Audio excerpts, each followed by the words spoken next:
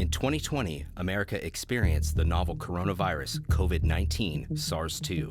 Americans saw an unprecedented amount of unlegislated mandates for restrictions, closures, and control. This is how it's affected one region in Northern California and is analogous to many in the country.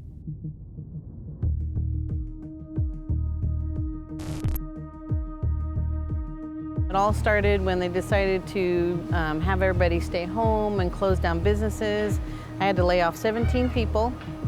We ended up doing takeout and delivery only. And then when they decided to open up partially, they wanted people to have restrictions and different things. And we decided that we didn't want to do the restrictions because how can a business function with restrictions when you're trying to be open up for customers? I hired people back in. We opened up May 15th and we did the full open up, no restrictions, none of the guidelines and suggestions that they wanted us to do, as we feel that there wasn't really a need for that. And I understand in the beginning they were nervous and had to do things what they needed to do, but after seeing and all the proof that they put out there that there was no need for that. Why do you need to do all that stuff when from January to July you didn't do any of that stuff and all of a sudden now you got to do that stuff? My name's Chris Cockrell. I live in Cameron Park, raising my family there with my wife Lena. 4 years ago I opened a bike shop seeing a need in the local area. I do a lot of things with the community. I'm involved with a little bit of politics. But I like to get bikes out rehabbed and out to some of the foster groups in the community. And thinking back to the original SIP, Shelter in Place, my children had an event coming up the next weekend at school. And I, like a lot of people, met with shock and dismay and, oh, we're closing down our society, closing down our schools. I think one of the biggest things for me was just pulling the children out of their daily activities that they get, that help them out and get along and help them develop was a concern. But then also, how was I going to manage my local bike shop? How was I going to manage the business here? After the first 2 months, there wasn't as much going on with coronavirus, and that was when the state was ready to start opening things back up. That's when we were in our reopening phase. It was May 11th. We got notice from the health department in our county, Nevada County, California. So we were allowed to open up at that point without restriction. I mean, please wear masks, sanitize more, use a higher sanitizer, But then what happened was they started changing the rules. We were opened, we were inspected, everything's fine. On June 19th, the governor, through the California Public Health Department, issued guidelines on mask wearing, which they called mandates, and then we started getting customers who were coming after us, telling us we're now breaking laws if we're not wearing masks. But nothing was happening. We didn't receive any information from the health department saying, oh, by the way, the rules have changed, you got to do things differently. It wasn't until customers started complaining weeks into it, when there was talk of money coming down from the state to the counties, where the state started saying, we need you to make sure that all businesses are following mask guidelines, and if you want to receive money from the state, you need to enforce on these businesses.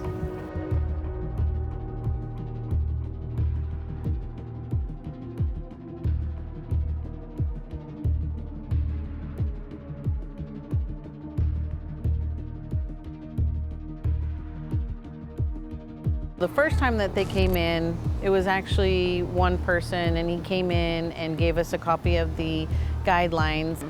I called the lawyer and we talked to him, but he didn't want to talk to the lawyer, so he said he would just send me the information later. He left. They came back another time with the same guidelines and saying this was what we needed to do. So they've come back probably over 7 times and sent me several emails and letters in the mail about the guidelines. And then when they came in July saying that because of the complaints that we're getting of not wearing the mask, they were going to pull our permit if we didn't follow with wearing the masks. So we still didn't do that. They came in with another paper saying that they were going to pull the permit and that if we wanted to do something about it, we could schedule a hearing, which is a meeting to them. It's not a court proceeding. It was just a meeting to follow up with the documentation that they gave us.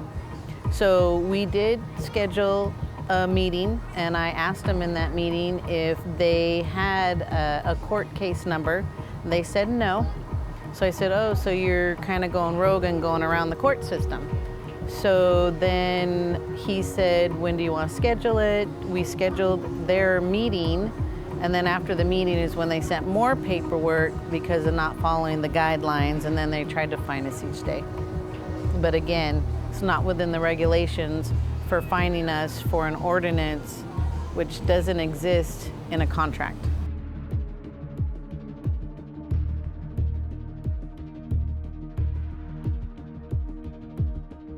My greatest concern and what I have put at the top of my list are frankly is something that works for most everyone else in our community too. And if I'm advocating the right way and in a strong enough manner, then it helps them also. But that was for my kids. It was pulling them outside of their normal routines with their friends and at schools. That was the greatest concern. Not only, frankly, they're having to deal with me all day long on some of these situations, and then with my wife when we kind of moved back to the house with their distance learning.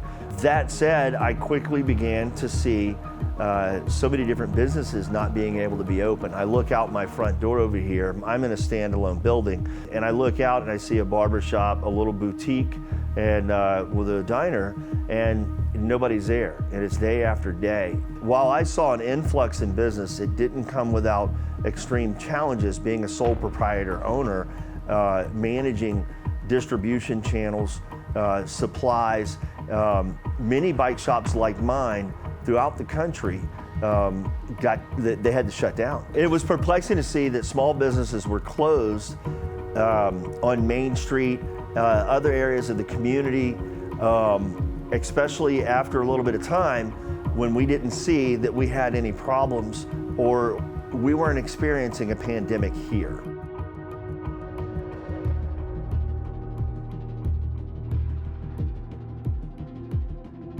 I emailed the health department and basically said, we've done all this, we've gone the extra mile, we've put in ultraviolet air sanitizer, we're cleaning with 200 parts per million bleach, which you've told us will kill off the coronavirus. And we're doing all this stuff, and it's pretty absurd that you're going after restaurants who are choosing to stay open for dine-in. So I have a family to support, this is our source of income, and if I'm not open, we will lose everything we have. And at that point in July, when they chose to close us down, the federal money that we had received, PPP loans and whatnot, was gone. So there was no more money coming in to support and help out businesses. And the state was just increasingly mandating more and more. No, you have to close down dine-in. You have to put up these barriers, and you have to do this, and you have to do that. And they sort of lost sight of the fact that people can choose where they want to go or not want to go.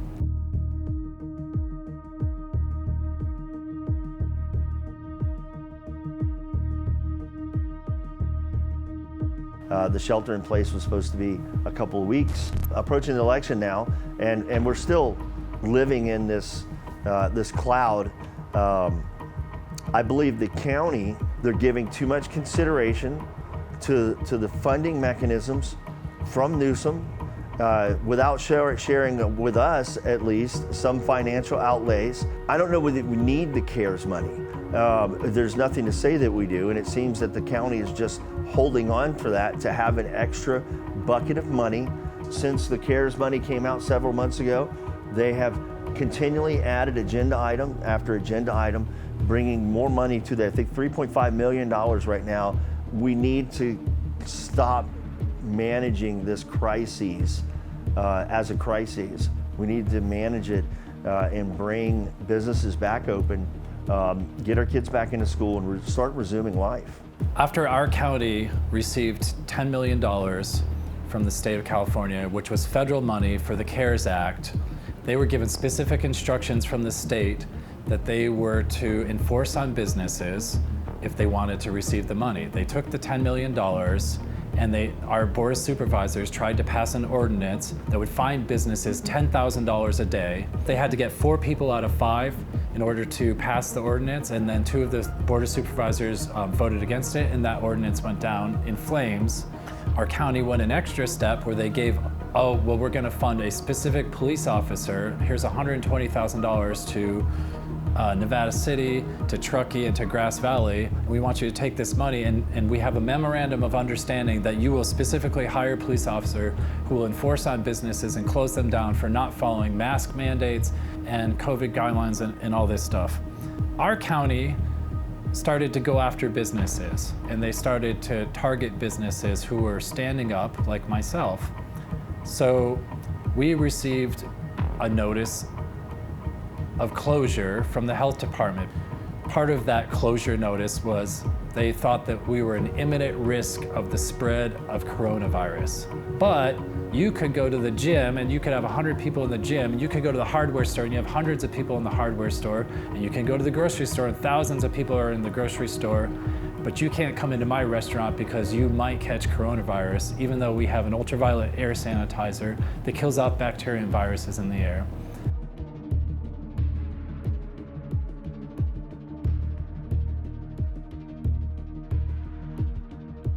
August 17th, the county received my request for a hearing, saying I'm contesting what you're doing, and I would like a hearing to talk with you and show my facts, and you can tell me why you're closing me down. You can, let's go back and forth on this.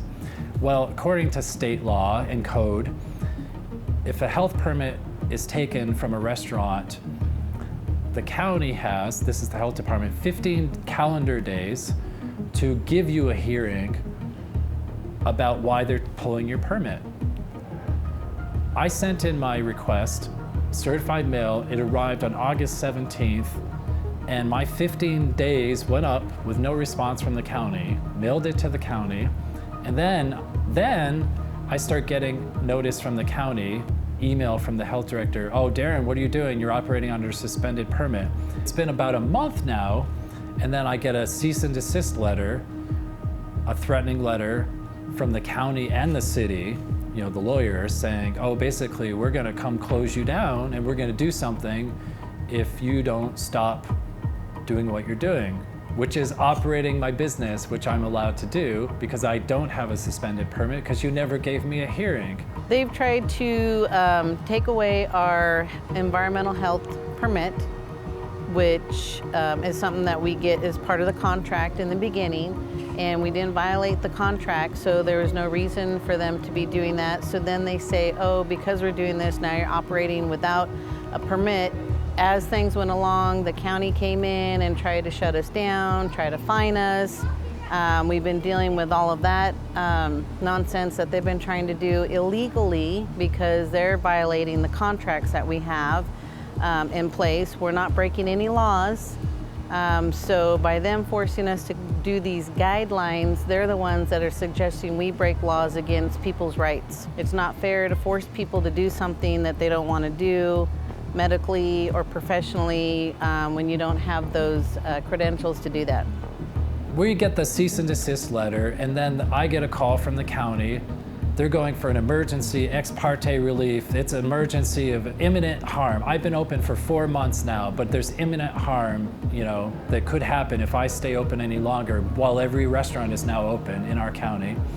And they want me in court on Wednesday. Now I'm talking to them. I email them on Monday, and I talk to the county council on Tuesday, and I let her know, excuse me, you never gave me a hearing. Therefore, I don't have a suspended permit.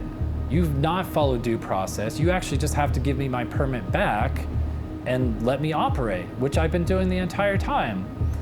And instead of taking that information and saying, let me check into that, we've got to figure this out, because if we didn't follow that, that's not good.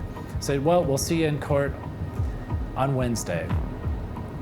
So we show up in court on Wednesday morning to go to my hearing, and we make it through the metal detector in our Nevada County Superior Courthouse, and they won't let me in any further. And in our county, the courts have even more strict mask rules than the state does. If you have an ADA issue, you get to fill out a form, tell them what your medical condition is, which is against the law, and then maybe they'll accommodate you. And we had submitted previously that under the Sixth Amendment of the Constitution, you have the right to assistance of counsel. That can be anybody. That doesn't have to be a bar attorney. You have the right to assistance of counsel. And we had put in for our assistance of counsel to be on a call with the court, and they didn't send him a link to get on the call. And we kept going, he doesn't have the link. You got to send him the link. You're not getting him the link. So finally, they put off starting the court appearance, and then they gave him the link, and they get him on. They spend 5 minutes arguing with him about whether he's a bar attorney or not, and what's his license. You don't need a license to be assistance of counsel.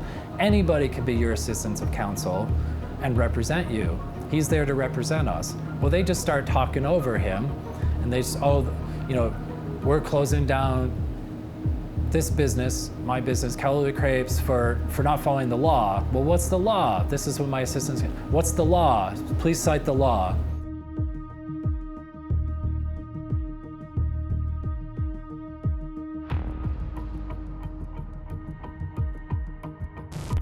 They don't answer his question. They just keep talking over him. Then he's, I object. And they just ignore him. So he's trying to get evidence for them to present evidence against me. What law am I breaking? Tell them, I have the right to know what law I'm breaking. And he's objecting, they're not listening to him. The entire proceeding from there was 5 minutes, done. They issued the restraining order for me to not operate my business. You can only issue a temporary restraining order, an emergency temporary restraining order, if there is threat of imminent harm and someone's gonna be harmed. And the county and the city didn't even produce somebody who had been harmed, who had maybe caught coronavirus, who had gotten sick from my facility, who was harmed from coming into my restaurant. So there was no one that was harmed. In fact, by closing me down, you're actually harming me. So you're not harming the public, you're harming me. So no threat of imminent harm, which means they couldn't even issue the temporary restraining order, but they wouldn't listen to my counsel. So even though all the restaurants in our entire county are open right now, they're saying if my restaurant is open, I present an imminent risk that the hospitals might become overwhelmed with coronavirus. And our hospitals have never been overwhelmed. I know because I have the nurses come here and eat, the ER doctors come here and eat, and they tell me they've been so underwhelmed that nurses are, I haven't worked in 6 weeks. The ER doctor's like, yeah, actually, I know they're laying people off. So at this point, after my experience with the courts and seeing all this stuff on the masking and, now in California, you can't open more than 25%. Many counties, restaurants aren't even allowed to be open. You know what, it's just absurd. It's absurd, it's not fair. They're being arbitrary and capricious about it. They're changing the rules constantly. We just need to stand up. We just have our rights being taken away. And if we're not gonna stand up and businesses just need to be open. People need to stop wearing the mask. If you feel comfortable wearing the mask, great, wear the mask. But if you don't, take it off because you have the right to not wear it. Just hearing of the suicides among teenagers, and frankly, I can give some of the numbers. I will tell you, I've had well over 1,000 people a month in right where the camera's sitting, right in front of me right here, having communications about how it's affecting them and serving as somewhat of a sponge. It has increased the stress level of so many different people. And I feel bad for all the other businesses out there. You should open up. If everybody opens up, they can't come after all of us at the same time. It's too much paperwork for them. But it's frustrating, it's sad that they want to make our economy just go down in the dumps. And they're getting ready to throw me in jail, who's a small business, for operating my business to try to feed my family and operate it in a safe manner. And now if I violate this temporary restraining order, they're going to throw me in jail while they're letting criminals out of jail because of the scare of coronavirus. So think on that.